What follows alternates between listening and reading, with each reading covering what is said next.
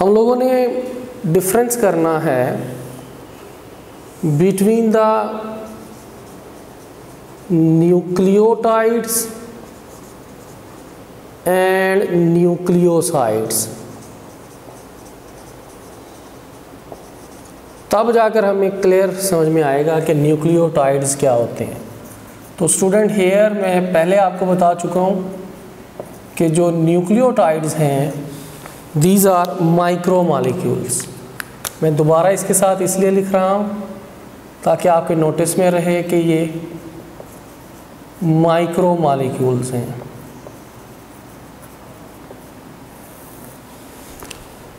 देखिएगा student, in case of the nucleoside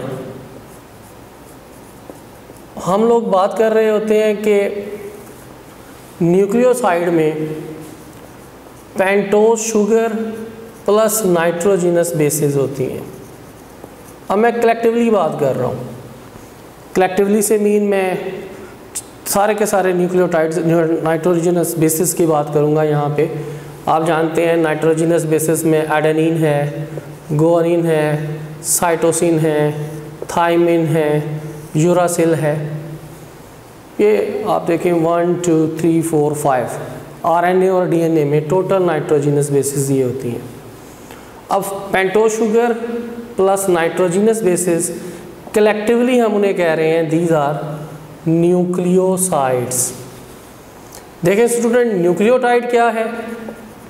in case of the nucleotides आप देखें, अगर यहाँ पे पेंटोज शुगर, नाइट्रोजिनस बेसिस और एडेनिन के साथ फास्फेट आकर अटैच हो गया, ये फास्फेट अटैच हुआ तो स्ट्रक्चर क्या बन जाएगी? न्यूक्लियोटाइड, जिसे हम क्या कह रहे हैं?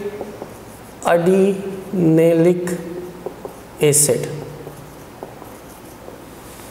सेम लाइक दैट आप देखें, यहाँ पे जो गुआनिन है, गुआनिन के न्यूक्लियोटाइड को कहा जाता है गुआनोसिन, एडिनिन। ये मैं सारे के सारे न्यूक्लियोसाइड राइट कर रहा हूँ जिनमें पेंटोज शुगर मौजूद है। Guanosine, cytidine,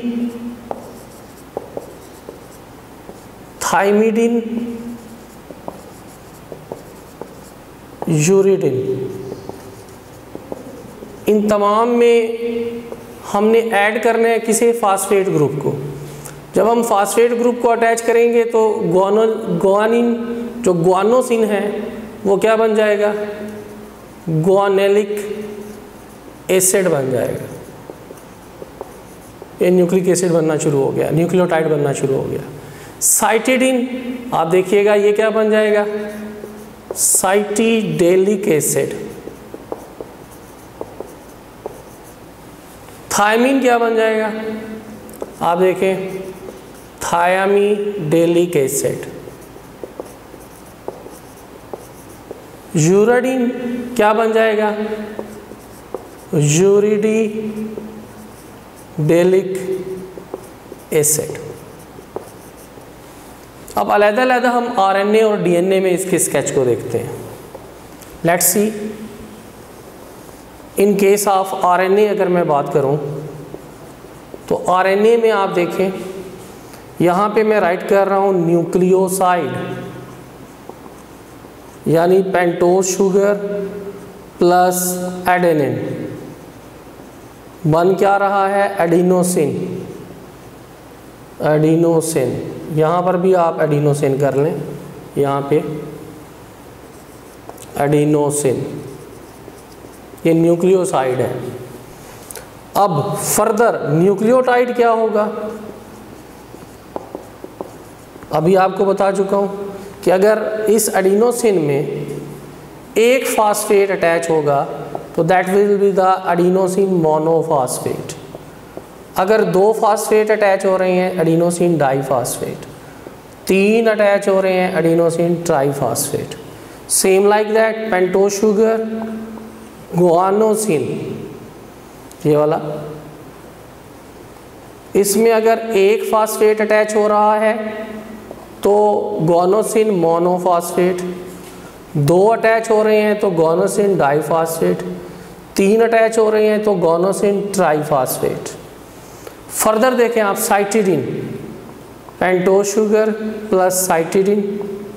in case of this cytidine अगर हम लोग बात करें कि इस साइटिडीन में अगर कि मैं एडिनिन यहाँ से हटा रहा हूँ और यहाँ एडिनो साइन ही लिख रहा हूँ ताकि सब नेम एक जैसे आपके सामने आ जाएं कि न्यूक्लियोटाइड क्या है और न्यूक्लियोसाइड क्या है। ये आप देख सकते हैं यहाँ पे मैं जो स्केचिंग कर रहा हूँ वो न्यूक्लियोसाइड की कर रहा हूँ इन केस ऑफ आरएनए, और यहाँ पर हम स्केचिंग कर रहे हैं न्यूक्लियोटाइड की इन केस ऑफ आरएनए। ये आरएनए के न्यूक्लियोसाइड हैं, ये आरएनए के न्यूक्लियोटाइड हैं। साइटिडीन मिलकर क्या बना रहा है आप देखें, इन case of this cytosine monophosphate, cytosine diphosphate, cytosine triphosphate. अब आप जानते हैं आरएनए के पास थाइमिडीन नहीं होता, यूरिडीन होता है, तो पेंटोज शुगर प्लस यूरिडीन। आप देखिएगा here in case of this क्या बनेगा, ये यूरिडीन मोनोफॉस्फेट अगर एक फॉस्फेट ग्रुप है, uridine diphosphate and then uridine triphosphate. That is about RNA. In case of DNA ज़रा देखिएगा, डीएनए की स्केचिंग सेम हम कर रहे हैं। दिस इज़ डीएनए, यहाँ पे डीएनए के न्यूक्लियोसाइड का जिक्र करेंगे और फिर न्यूक्लियोसाइड कैसे न्यूक्लियोटाइड बनते हैं उनका जिक्र करेंगे। तो पहले आप देखें, हमने इन केस ऑफ न्यूक्लियोसाइड जिक्र किया था एडिनोसिन का। अब ये एडिनोसिन जब इसमें फॉस्फेट अटैच होगा तो दिस में भी दा, अब जो मैं इजाफा कर रहा हूँ वो आप देखिएगा डी एडिनोसिन, यहाँ पर भी मैंने डी का जिक्र किया। भाई डी का जिक्र क्यों किया, आप तमाम के नोटिस में है, आप आ जाएं, इधर आ जाएं। इन केस ऑफ डीएनए मैंने आपको बताया था कि पेंटोज शुगर जो है वो डीऑक्सीराइबोज होती है। चूँकि डीएनए में पेंटोज शुगर डीऑक्सीराइबोज है तो यहाँ पे हम डी का इजाफा कर रहे हैं, D adenosine. Same like side D guanosine, same like this D thymidine, same like that D क्या बच गया, साइटिडीन। अब आप जानते हैं डीएनए के पास यूरासिल नहीं होता, यूरिडीन नहीं होती, हमने राइट भी नहीं किया, तो बन क्या रही है न्यूक्लियोटाइड आप देखिएगा, D adenine monophosphate, D adenine diphosphate, D adenine triphosphate. यहाँ पर D guanine monophosphate, D guanine diphosphate, D guanine triphosphate.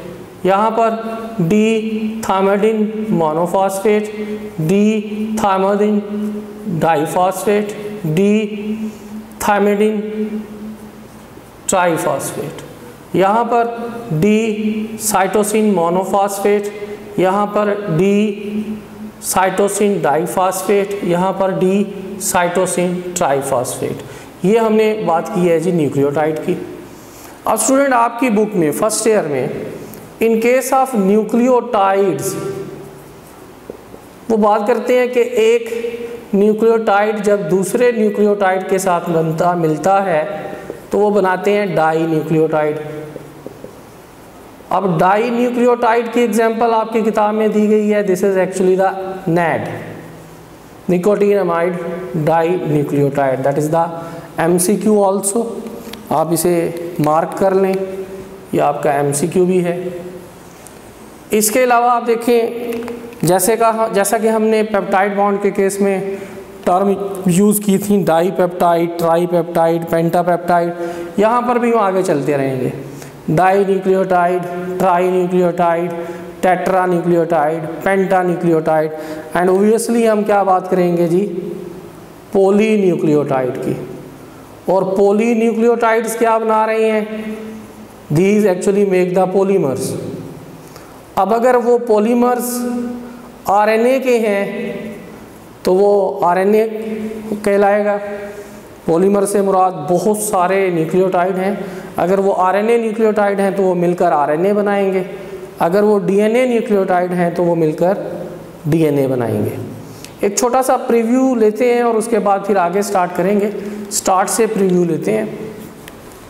आप मेरे साथ ज़रा इधर मूव करेंगे। हमने स्टार्ट में पढ़ा न्यूक्लिक एसिड को। न्यूक्लिक एसिड को हमने सिंपली डीएनए और आरएनए में डिवाइड किया।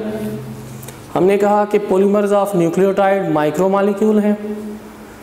फ्रेडरिक मिशर थे जिन्होंने 1869 में 1870 में पस सेल्स में फर्स्ट टाइम न्यूक्लिक एसिड को डिस्कवर किया। उसकी एसिडिक नेचर की बेस पर उसे न्यूक्लिन का नेम दिया गया। बाद में उसकी जो केमिकल कंपोजिशन है उसे डिस्क्राइब PA11 ने किया 1920 में। उसमें हमने कहा कि pentose sugar, nitrogenous basis, phosphoric acid, तीन चीज़ें मिलकर न्यूक्लियोटाइड बना रही होती हैं। फिर हमने आरएनए और डीएनए की बेस पर पेंटोज शुगर को स्टडी किया। हमने कहा कि आरएनए के पास राइबोज शुगर होती है जिसके कार्बन 2 और कार्बन 3 दोनों के पास हाइड्रोक्सिल फंक्शनल ग्रुप मौजूद है। और इन केस ऑफ डीएनए हमने डीऑक्सी राइबोज शुगर की बात की। उसमें हमने कहा कि जो कार्बन नंबर 2 है वहाँ से ऑक्सीजन क्या हो जाती है, रिमूव हो जाती है। इसके रिमूव होने की वजह से उसे हम कह रहे हैं this is the deoxyribose sugar. Important point है according to the MCQ of UHS। फिर हमने नाइट्रोजिनस बेसिस को स्टडी किया। सिंपल हमने इनका कंपैरिजन भी on the base of RNA किया, on the base of DNA किया। हमने बात किया कि पहले हमने सिंपल बताया पायरिमिडीन सिंगल रिंग स्ट्रक्चर है जिसकी ये पेरेंटल फॉर्म होती है। अब एक यहाँ पे मैं आपको MCQ पुट करवा देता हूँ, आप नोट कर लें कि जो पायरिमिडीन हैं जिनमें एडेनिन जिसमें साइटोसिन आ जाता है, जिसमें थायमिन आ जाता है, जिसमें यूरासिल आ जाता है, उसमें नाइट्रोजन जो है वो कार्बन नंबर 1 और कार्बन नंबर 3 के ऊपर मौजूद होती है। ये आपका MCQ है UHS का। अब आ जाएं प्योरीन की तरफ। प्योरीन में इन केस ऑफ प्योरीन अलहदा से आप इसका बॉक्स बना लें, MCQ बॉक्स। प्योरीन में मैं एज अ होल बात कर रहा था यहाँ आरएनए डीएनए दोनों की, कि उनमें कार्बन नंबर 1 और 3 पर नाइट्रोजन मौजूद होती है। ये डबल रिंग स्ट्रक्चर है। यहाँ पर carbon number 1, carbon number 3, carbon number 7 और कार्बन नंबर 9 के ऊपर नाइट्रोजन मौजूद होती है। अब अगर आपसे पूछा जाए कि पायरिमिडीन में कितनी नाइट्रोजन है तो आपका आंसर क्या होना चाहिए, 2। अगर आपसे पूछ लिया जाए कि प्योरीन में कितने नाइट्रोजन है तो आपका आंसर क्या होना चाहिए, 1 2 3 4। ये 4 हैं इन रिंग, इसमें इन रिंग 4 हैं, इसमें 2 हैं। फिर हमने बाकायदा से कंपैरिजन किया आरएनए का और डीएनए का। इस कंपैरिजन में हमने पायरिमिडीन बताए कौन से पायरिमिडीन आरएनए में हैं, उसमें हमने थायमिन का जिक्र नहीं किया। और सेम यहाँ पर हमने पायरिमिडीन जिक्र किया डीएनए का, हमने यूरासिल का जिक्र नहीं किया। इसे सिंगल स्ट्रैंड, इसे डबल स्ट्रैंड कहा। फास्फेट दोनों के पास होता है। फिर हमने न्यूक्लियोटाइड को डिफाइन किया कि nucleotides pentose sugar, nitrogenous basis और फास्फेट के ऊपर मुश्तमिल स्ट्रक्चर को कहते हैं। फिर हमने कंपैरिजन किया न्यूक्लियोटाइड क्या होते हैं, न्यूक्लियोसाइड क्या होते हैं। यहाँ पे हमने डायरेक्ट न्यूक्लियोसाइड को एलेबोरेट किया। हमने कहा कि न्यूक्लियोसाइड जो हैं वो एक्चुअली पेंटोज शुगर और नाइट्रोजिनस बेसिस हैं। एज अ होल हम नाइट्रोजिनस बेसिस की बात कर रहे हैं, यानी एडेनिन की, ग्वानिन की, साइटोसिन की, थायमिन की, यूरासिल की। अब देखें उसके बिहाफ पे जब हम न्यूक्लियोटाइड का जिक्र करने लगे तो हमने कहा कि जो न्यूक्लियोटाइड ऑन दिस बिहाफ जो बन रही हैं, जब फास्फेट अटैच हो रहा है उनमें, तो आप देखें सबके साथ जब फास्फेट अटैच होगा तो मैंने स्ट्रक्चर लिख दी हैं जो एसिड आपके सामने बनते हुए नज़र आ रहे हैं। एडेनिलिक, यूरानिलिक, साइटिडेनिलिक, थाइमिडेलिक और यूरिडेलिक एसिड प्रोड्यूस हुए। फिर हमने इस न्यूक्लियोटाइड को अलग-अलग एलैबोरेट किया in the form of the RNA. उसमें हमने न्यूक्लियोसाइड को लिखा, न्यूक्लियोसाइड में आप जानते ही हैं कि न्यूक्लियोसाइड क्या है, एडिनोसाइन न्यूक्लियोटाइड है, न्यूक्लियोसाइड है, गुआनोसाइन न्यूक्लियोसाइड है, साइटिडिन न्यूक्लियोसाइड है, यूरिडिन न्यूक्लियोसाइड है।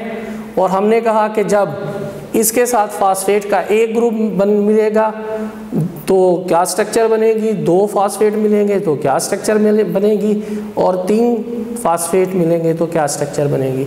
इसी कंपैरिजन में हमने डीएनए को देखा, डायरेक्ट हमने न्यूक्लियोसाइड लिखे और उसके साथ डी का वर्ड मैं एक्सप्लेन कर चुका था पहले, और सेम कैटेगरी हमने इनके साथ लिखनी।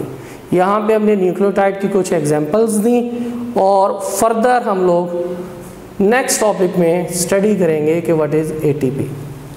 Thank you.